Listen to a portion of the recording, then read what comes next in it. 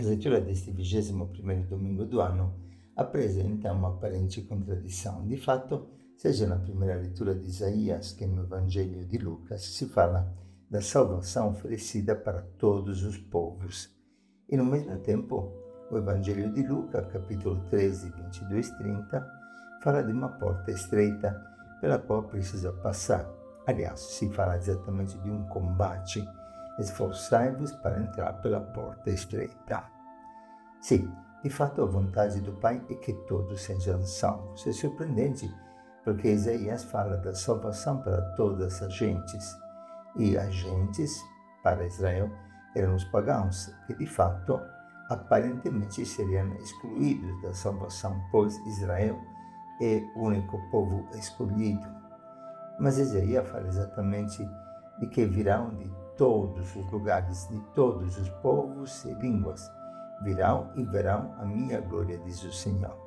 Até o Senhor fala nesta leitura que escolherá entre os pagãos sacerdotes e levitas, algo escandaloso. E de fato era inconcebível que o sacerdócio e o ministério dos levitas fosse confiado aos pagãos. E aqui entra a pergunta que apresentam a Jesus no Evangelho: são poucos aqueles que se salvam? Interessante que a pergunta é feita na terceira pessoa plural. São poucos aqueles que se salvam, enquanto a resposta de Jesus é na segunda pessoa plural. Como dizer, não preocupar-te com quantos se salvam, não é uma questão numérica, mas como você poderá salvar-se, como vocês podem ser salvos. E aqui nós temos três dimensões que podemos entender nesta porta estreita. Primeira, a dimensão temporal. Não esperar o depois. Nós lemos em Romanos 13, já é hora de acordar do sono. Temos que reconhecer que esse é o tempo decisivo em que vivemos, diz Paulo, já, agora. Não posso perder nenhuma oportunidade para entrar na eternidade. A porta estreita, então, é o momento presente. A graça não depende dos meus méritos, mas da confiança no Senhor. Não depende das graças que capitalizamos de alguma forma. Nós, está escrito, bebemos e comemos diante de ti. Então se fala de um povo fiel, de um povo que é acostumado aos sacramentos, à graça. Em outras palavras, a missa, a Eucaristia. Mas posso não ter reconhecido a visita do Senhor. Não é a frequentação dos sacramentos que me garante a salvação. É a capacidade de acolher no presente toda a revelação e todo encontro que o Senhor permite que viva na minha vida.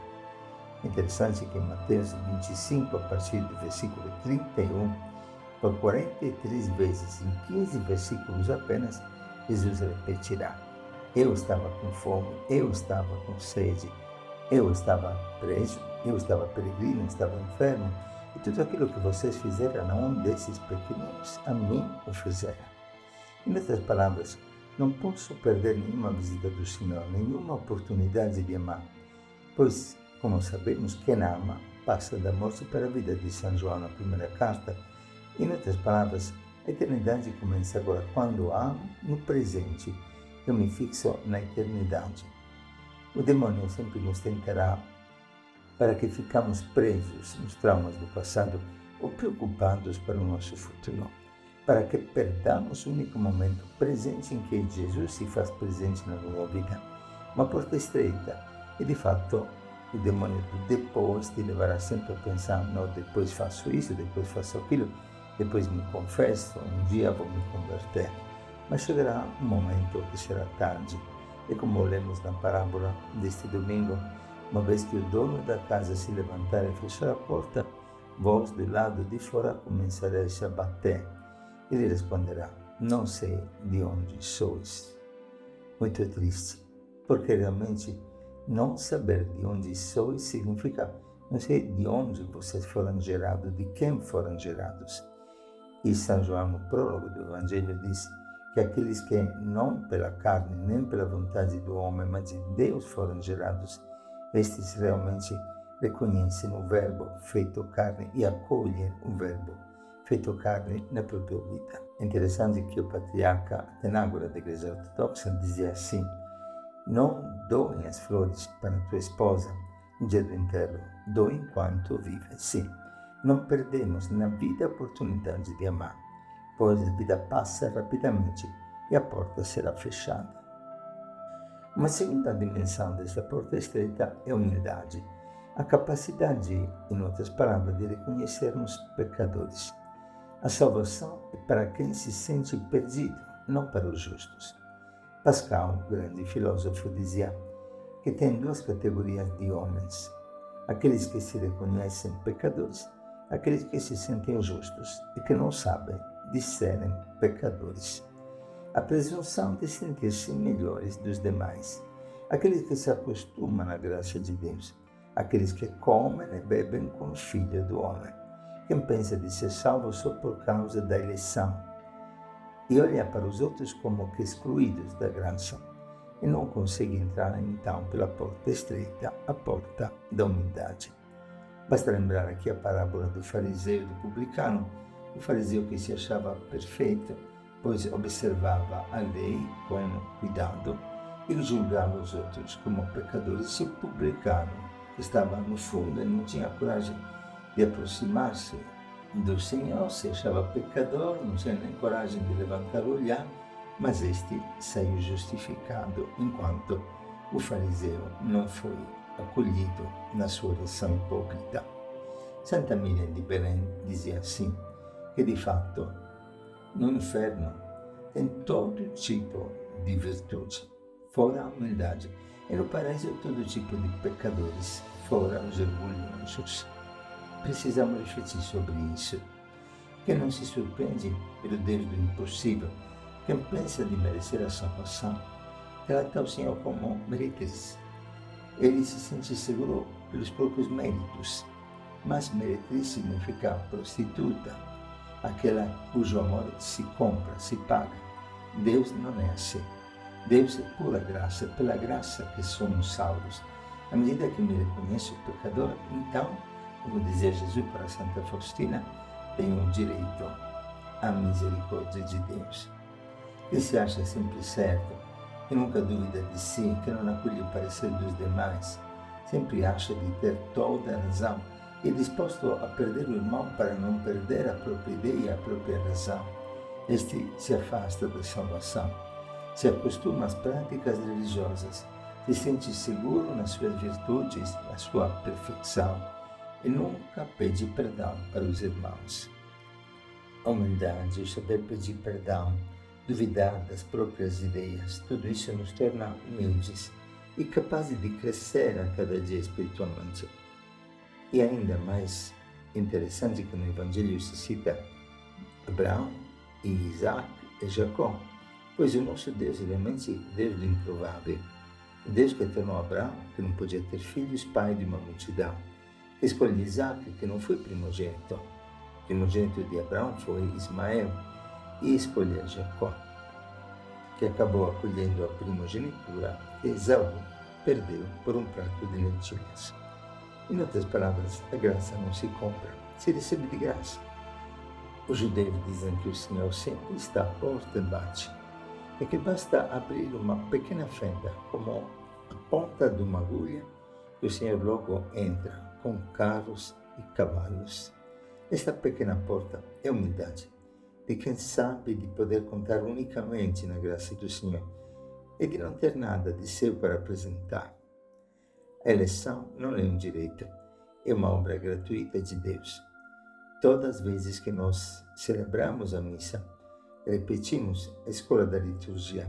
Senhor, eu não sou digno de participar da tua mesa, mas de somente uma palavra eu serei salvo. Pela palavra, pela graça, somos salvos. Padre Pio é interessante, como todos os santos, sempre se sente um grande pecador. Uma vez foi encontrado chorando e dizendo: será que Deus terá misericórdia de um pecador como eu? Quanto mais nos aproximamos da luz, quanto mais percebemos a impureza que está em nós, a poeira que se deposita na nossa vida, os pecados que tornam impuros os nossos atos. E quanto mais nos aproximamos da luz também, crescemos na confiança pura na misericórdia do Senhor. Esta é a porta estreita. Uma terceira dimensão desta porta estreita é entender que Jesus está em caminho para Jerusalém, quer dizer, ele está indo ao encontro da morte para viver o mistério da redenção, passar pela porta estreita da cruz, pois a justiça de Deus é a justificação de Cristo, pela sua misericórdia, para os pecadores. O que significa então neste Evangelho quando o Senhor dirá: afastai-vos de mim, vós todos que praticais a injustiça, pois aí haverá choro e ranger de dentes? Significa vós todos que praticais a injustiça, que não justificais os outros, que não tendes misericórdia dos irmãos. Sim, sabemos que o coração do Evangelho está em Lucas 6,36. Sede misericordiosos, como o Pai é misericordioso. A porta vai fechar. E por isso Jesus diz: fazei-vos amigos com a injusta riqueza, para que um dia os acolha no reino do céu. Qual é esta injusta riqueza? É a capacidade nesta terra de justificar os irmãos, de saber dar a vida para os irmãos, de não ter medo de oferecer oração, sacrifício para a salvação dos irmãos, como Cristo com Cristo, ir para Jerusalém, para oferecer a nossa vida, para fazer da nossa vida um dom para os irmãos. Preciso então não perguntar-me quantos se salvarão, e nem tenho que perguntar-me se eu me salvarei. Preciso, de fato, fazer-me uma outra pergunta: se estou caminhando com Jesus rumo a Jerusalém, se estou seguindo Jesus no caminho da cruz para que os outros sejam salvos, se faço da minha vida como da vida de Cristo um caminho de redenção para a humanidade. E por isso que Nossa Senhora em Fátima pede a 3 crianças que ofereçam sacrifícios e oração pela salvação da humanidade e pela paz da terra, dizendo que muitos se perdem no inferno porque não têm pessoas disponíveis para orar e sacrificar-se. E belíssimo perceber também pessoas como Sabrina, uma nossa missionária jovem, advogada com câncer, que dizia: Padre, eu não quero pedir pela minha cura, pode ser que Deus precise da minha enfermidade para salvar almas, mas eu quero a sua presença, eu quero fazer a vontade de Deus. Se Ele me chama, eu quero dizer sim. Se Ele me cura, também quero dizer sim, porque sei que Ele deseja o melhor para mim. Quero estar com Jesus, estar na presença do Senhor. E ficamos então nesse domingo a alegria de poder entender que o Senhor nos quer todos salvos e que nos oferecer o caminho, a porta estreita, a porta do presente, a porta da humildade, a porta da cruz, para que possamos experimentar desde agora a alegria da eternidade. Um bom domingo para todos. Paz e misericórdia.